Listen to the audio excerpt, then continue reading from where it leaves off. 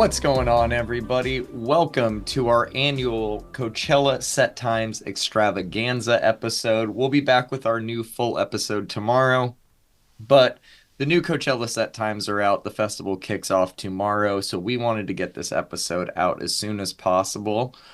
Brandon, you are at pretty much ground zero for Coachella. Are you actually seeing the effects of it at this point? Yes, it's always kind of fun. I regularly go to a Starbucks on Jackson and 48th, and the the Monday before Tuesday before the festival, there's always a sign that comes up that says "No festival parking," and then cones start magically appearing on the roads. And then today, since camping opens at 3 to 4 a.m. and I go to work and I pass the polo fields on my way to work every day, I had to go up and around, and I saw everybody waiting in line. And it's always the energy in the desert always definitely changes.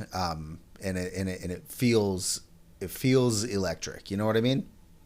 And the campers showing up on Thursday before, those are the real ones, man. I've done it once, and it's interesting because you burn yourself out so fucking fast doing that.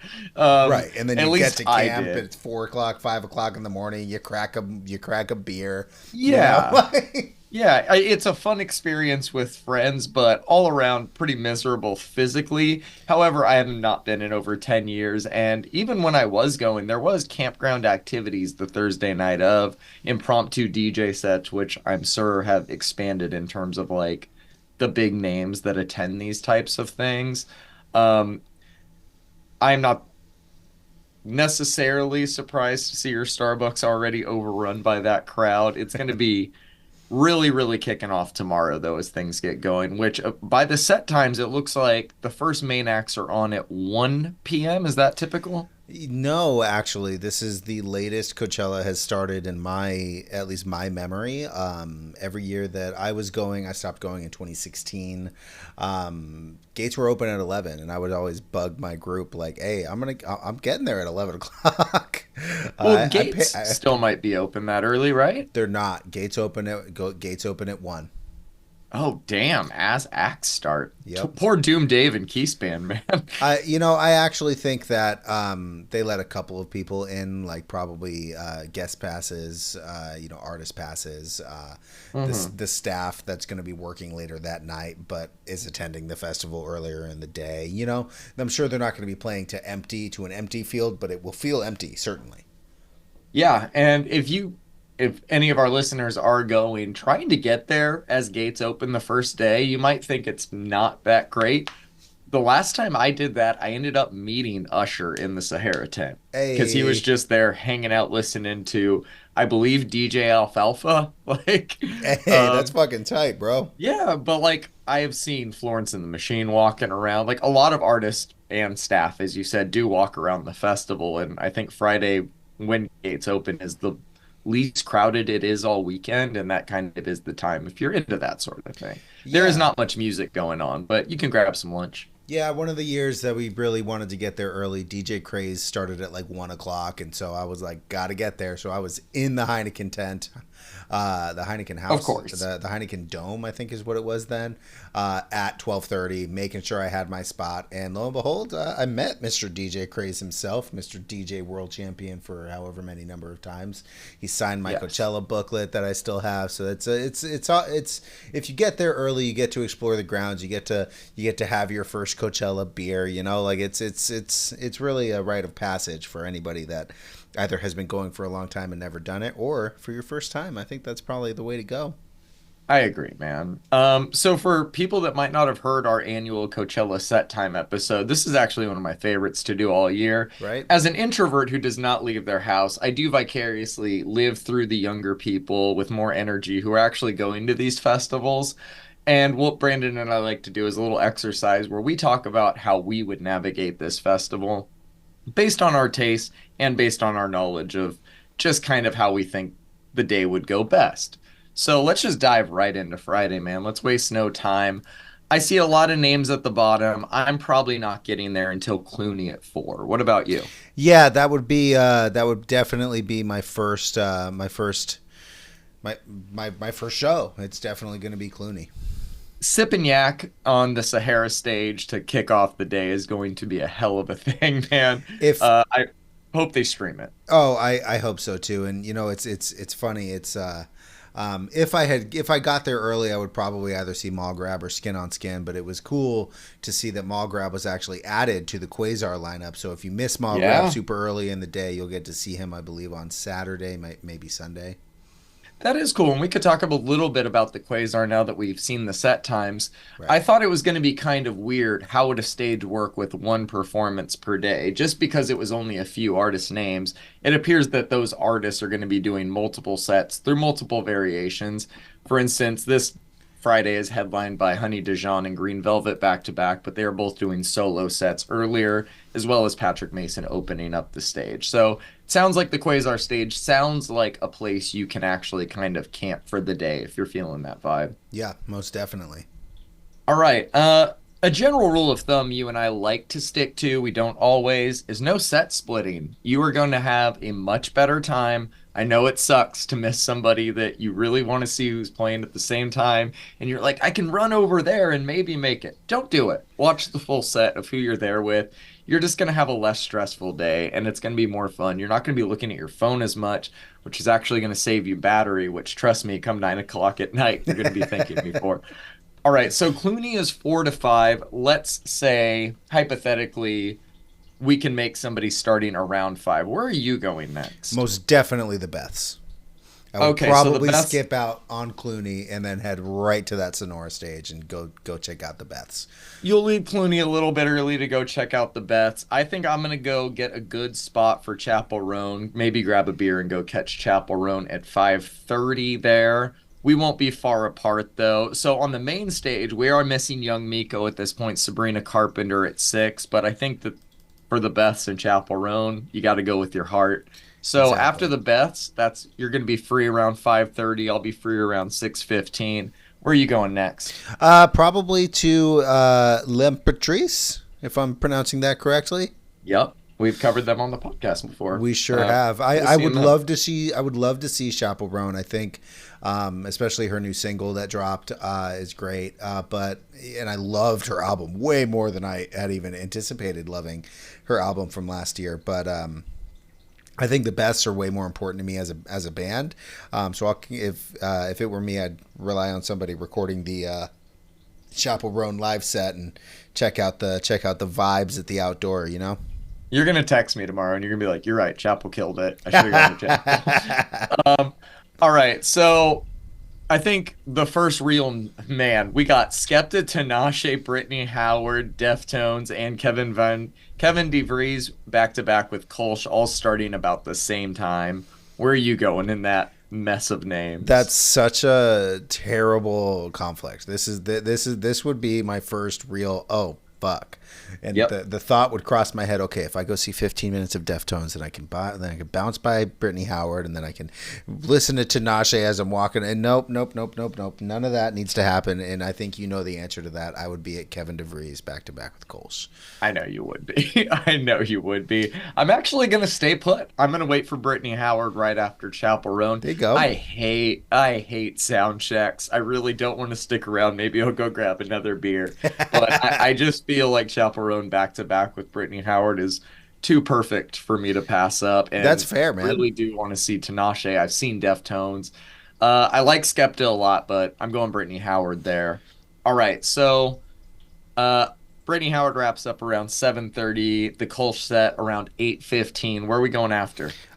Most definitely beer. It's beer 30 at this point for It is beer sure. 30 at that Beer point. 30 Yep. at this point. We're gonna go to it. This is another conflict for me. Viewers on YouTube can see my little highlights. The red highlights mean for sure I want to go to this, and then yellow is well, maybe.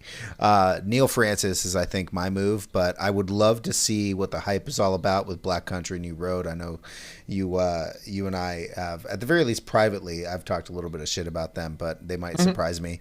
And then Everything Always. I believe that's Chris Lorenzo And John and Summit, John right? Summit. Yes, or Chris Yeah. Lake. Chris Lake. I Yeah. could be So wrong. Chris It's one Lake's of doing those. no. Chris Lake's in Antioch, so he's Antioch. closing Yep. out that stage. It's John Summit and somebody. Yeah, I think I'm gonna pass as much as I do like the more recent John Summit stuff. I'm not the biggest Neil Francis fan, but I feel like time and place is everything, and I feel like that's just gonna be the best vibe of that time. that's the vibe, Bizarre my Rap, man. though. Bizarre Rap is a sleeper. Keep in mind that is a producer who has worked with fucking Shakira, Bad Bunny, Raul Alejandro, Young Miko, every big name in Latin pop, and anybody is liable to show up during that set. Think of it as the Latin Metro Boomin For of sh- this weekend. for sure. But I think something that people who are going to be at the festival need to keep in mind is the walk to Sahara. It's so far now. Yes. It's probably a good at least half a mile. You're probably looking at a 10 to 15-minute walk from outdoor to Sahara. I mean, I'm on beer number two or three. I'm probably gonna need the walk, man. I'm not gonna need that walk. All right. True, true, true. So let's both say Neil Francis, 8 to 8:45. I'm not good. I'm not doing clowncore as much as I am interested. Where are you going after Neil Francis? Again, man, it's time for another beer, but I think we're Yep. gonna. I think the move is to set up at a good spot next to the sound stage or right in front of the sound stage if we could get it for Justice. I love Peggy Gao. I love Chloe. I want Mm. to see Clowncore, but the reality is that it's 9:45 or oh no, it's only 8:45 at this point after Neil Francis. Huh. We That could changes things. theoretically get a beer, maybe a mini pizza or something like Yeah, that. Catch split a spicy pie or two, you I know. this is where geography is everything. We can't do Peggy and Justice. You're right. I think this is beer, restroom, dinner. Had to Like get a cat good spot for Justice. like maybe get somewhere where I can hear Peso Pluma while we're eating or Yeah, whatever. yeah. Walk by Miku, walk by Chloe. Do what you got to do on the way. Maybe look over, get a quick cell phone pic, something, but get a good spot for Justice. That's the highlight of the night. Do So we're one both stage doing dive off of the clown core stage. One stage one. dive, I'm out, Only bro. one. Only one. All right, so we're both doing Justice. I Of think it'll course. probably wrap up around 11:15 to 11:30. I Which will probably go Annie up for the rest of the night. What about you? I gotta say though, for a second, man, I gotta say, Yeah, yeah. it is fucking rude of Golden Voice to put Adriatic and Justice at the same time. Justice is the Oh, brutal. move, very obviously, but I've already seen I've seen Justice at Coachella at the main stage, but I've never seen Adriatic. But Justice is still the move. Obviously, that Hmm. stage is gonna just be fucking packed. You're gonna go see Annie up. I'm gonna hit the Yuma for the rest of the night and kick it with Gorgon City's new music. Apparently, they're only playing unreleased tracks, and they're gonna be closing the Yuma for the first time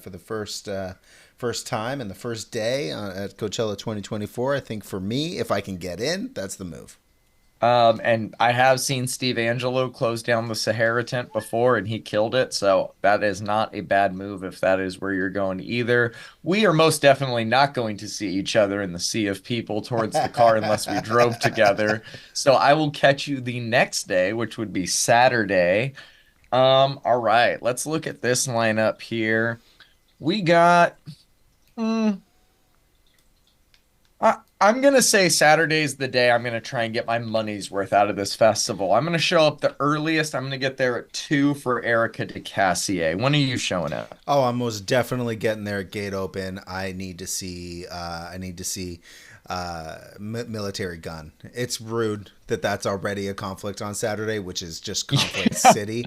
Anybody who's watching this on YouTube can see my highlights are fucking everywhere, and that's one of the first conflicts for me. But military gun, I think, is gonna kill it. I think the move is to get the energy up during the early hours of the festival at a nice little melodic hardcore show, and that's the move for me at least. And maybe I'll leave early and meet up with you for an early morning at 2 p.m. beer for the remainder of Erica DeCassier because her voice is fucking crazy, man. That I album, would like that. yeah.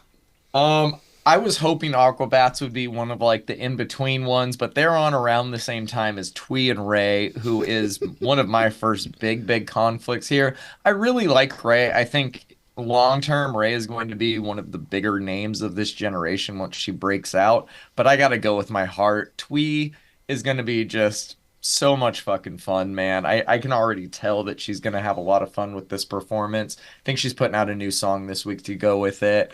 Char set is 420 to 5. Are you doing that one as well? Or are you going like Aquabats or something? I've already seen the Aquabats, and it would really that's gonna be an audible call for me. It really is gonna depend where my energy is going, and I love Twee like we've talked about a number of times. So yeah, I would if you were dead set on Twee and you definitely didn't want to see the Aquabats, and we were hanging out together, let's go smoke a joint at Twee. Yes. Not going to disagree with that one. After that, it's another very tough one. So we haven't talked about the Vampire Weekend album at all. They are a surprise addition to Weekend One. They're on around 5, the same time as the Addicts, The Last Dinner Party, Kevin Abstract, and about Purple Disco Machine set time. Where are you going in there? Yikes, bro! It was honestly very hard. I have never seen Vampire Weekend. My wife actually met Shia LaBeouf at a Coachella Vampire Weekend set, I think in like '05 or something like that. The Addicts are one of the better punk bands, performance wise, that are still doing it from like 40 years ago. Hmm. The Last Dinner Party is super trendy, so like I could or could not see them. Kevin Abstract he's gonna kill it, bro. I'm assuming there's gonna be a bunch of guests for his performance also, and even if there isn't, it's gonna be good. And then PDM in the Sahara is just he's gonna tear the place down, and it's only gonna be 5 o'clock or whatever. But I think after hearing the album, and I think I'm gonna go with Vampire Weekend, bro. I don't blame you there, man. I personally think I'm going to go Last Dinner Party. I'm going to buy the hype. Also, it's Saturday. I'm going to conserve my legs and just stay there after Twee. It sounds like a good move to me. Honestly, if Uh, I had a blanket and to just lay down and listen to the Vampire Weekend as they croon into my ears, then let's go. I think that's the that move. is the thing, is they're on a bigger stage. You are going to have the chance to spread out, be comfortable, and still hear that set, maybe catch some sun. All right, after that, we got Sublime. This is one of the first sets with the original singer's son doing vocals. That should be pretty cool. We got Blast on the outdoor stage, Bleachers and Grimes around then. What are you thinking? I think it's easy. This one's an easy choice. It's most definitely Sublime. Yeah. It is the first public appearance, the second appearance with the rest of the band. They did like a private party, but this is a big deal. This is a It big is. deal. And Yeah. apparently he sounds very much like his father, and I would need to see that for certain. I think I'm gonna rock out on the main stage after this too. I think I'm just gonna stay there for Blur. There is a few good names. OPN, Charlotte DeWitt. Don't really care for Ice Spice myself, but I think Blur on the main stage is just gonna be fun. If nothing else, hearing Song 2 live would just fucking kick ass. What sucks is that the Yuma right here at this time is gonna be fucking bumping, right? I'm a Oh yeah, back to Marcel back with Deadman, Marcel yeah. Dedeman, somebody at work, Renier Zonveld. Let's just say if you're Party. in the Yuma, you're not the type of person that's going to any other stage. You're a Yuma person. Yuma people are different. I remember I left Sia early one year to go see Maceo Plex. I did not regret that one. But yeah, no, I think it's Blur, bro. It's Blur, and then if the energy is up, and if my energy is not matching with what Blur's putting out on the stage, then maybe I'll grab a beer on my way to Charlotte DeWitt to finish that out. But really, it's gonna be Blur because the next ones are fucking crazy too, man. We've got Jungle that I'm gonna miss because Yeah. like I'm just Yeah, gonna so miss it. we got No Doubt, Jungle, ISO Knock, Patrick Mason, Saint Laurent, more like French R&B, not everybody's thing, and Coil Ray around that time. And B three I thousand, bro. This is Oh yeah, just Rudamel it U3000 as well. yeah it's stacked, bro. Saturday is a crazy day. I think this is probably my only chance to ever see No Doubt. I'm gonna go No Doubt. What Yep, about you? same. We're rocking out together, my man. All right. After that, this is where we might split up, man. So we got No Doubt finishing around 10:40. Tyler, the Creator, on at 11:40. I imagine the stage design for that is most of the gap there. Yep. Giselle Fulstein on around 10:40. We got Kevin Carl and Orbital and the Gobi, the drums closing out the Mojave, Le Seraphim and Dom Dalla. What a weird back-to-back to close out the I Sahara, know, but right? there it's just going to be weird in between ISO Knock and Dom Dalla to put because those K-pop fans are going to work their way in there for Le Seraphim. They're not going to miss that. I But think how are I it's think weird. I think we both know that all of the K-pop fans that are gonna plant their asses in the Sahara for Isonok, just waiting for Le Seraphim, are gonna leave fans of Isonok. So Uh, I hope so, man. I would imagine, at least. I think Yeah. the move for me is real easy. I gotta see Gesaffelstein. I gotta see him. I get it. I do get it. I'm going Tyler. I truly think I've seen Tyler before. It was a great show. I think he is just one of the greatest artists of my lifetime in his arguably like best Prime. era of his career right now, and I just don't think it's something I'd want to miss. I'm also a huge Dom Dolla fan, but I'm going Tyler. Well, let me clarify. I would like to see Gessa from the back and kind of get that whole performance in, because I'm definitely seeing Tyler the Creator also. Because Halverstein comes on at 10:40. I've got an hour between that and Tyler the Creator. If I need to leave Gessa like 20 minutes early, then I will. But the main conflict for me, and they did this on purpose for sure, no doubt. They put Dom Dalla, Orbital, and Tyler all at the same time, and that's got to be crowd Hmm. control, bro. Because Orbital's they're legends, man. They are legends. They're up there with Underworld and Chemical Brothers of in left field of UK rave, just classics. And it sucks that I would probably not be able to see them, but honestly, Tyler's gonna put on a show, man. Tyler's gonna put a Oh, show he on. he's really gonna put on a show. What if he brings Frank? What if Frank's there? All right, let's talk Sunday, man. Usually the most chill day vibe wise, the earliest set times for the headliners of all weekend. I think it tends to close like about an hour earlier on average. Let's take a look, starting with the openers here. Gates or first performances once again are at 1 p.m. I'm guessing that is when gates open. First big name that's standing out to me is Flight Facilities on at 3 p.m., which is kind of criminal, but I'm going for it. What about you? Oh, most definitely. I think I'm gonna get there early and rock out to DJ Seinfeld as we wait for Flight Facilities to come on. If I'm being real. Yeah, the R&B head in me really wants to go see Flo, but I'm going Flight Facilities just because I've been a fan of theirs for about 10 years now, and I don't think I've ever even had the chance to buy tickets to see them at this point. Yep. Um, all right, after there, we have to dip out a few seconds early and just go see Taking Back Sunday, right? 100%. And Yeah. Eli and Fur is going to be a crazy set in the Yuma. I'm sure Grab is going to just destroy the Quasar stage. But it's Taking Back Sunday right now, man. It's Taking Back Sunday with a beer in hand. Just let's go. After that, it's a little bit tough.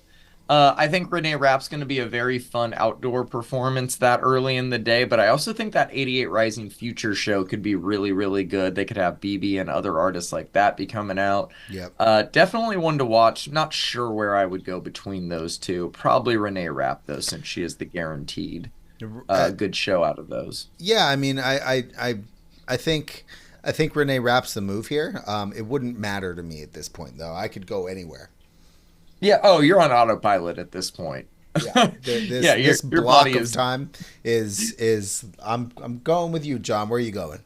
Okay, after that, I say fuck it. Let's go to the Quasar. Let's check out Jamie XX, Floating Points, and Daphne going back to back at 6:15. I feel like if you're gonna go check out that stage, this is the one. The B3B of the weekend, man. I bet that they are planning a long set. I bet it's going to be real subtle up front, and then they're going to fucking hit you with it. I think that this set's going to be fun. Most definitely going to the B3B at Quasar. It'll be Um, packed, but let's go. Also, I have no idea when this set would end, so we'll just say hypothetically for the purposes of this exercise, we can dip out whenever we want. Yep.